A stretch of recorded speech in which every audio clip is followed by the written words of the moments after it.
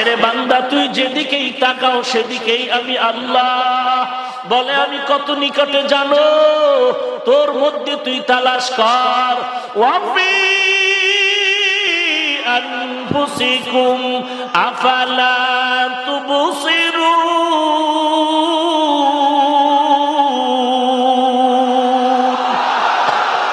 বখা কোরআ কালামুল্লাহ বসনো কদিমাস্তি নইনো। এরে নবীর উম্মতের দল, কই তালাশ করো আমার মালিকের। আল্লাহ বলেন আমি তো তোর নিকটেই, তুই যেদিকেই তাকাবি সেদিকেই তো আমি হাজির। আল্লাহ আমার হাজির, আল্লাহ আমার নাজির। আল্লাহু হাজিরি আল্লাহু নাজিরি। এরে নবীর উম্মতের দল, আল্লাহকে তুই কোথায় তালাশ করো রে বান্দা?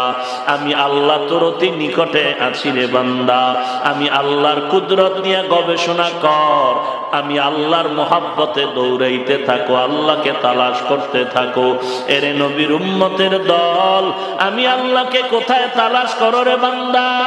হাজী এমদাদুল্লাহ মুহাজির মক্কি রহমাতুল্লাহ আলাইহি পাও সোজা করে ঘুমায় না, শোয় না, বসে না।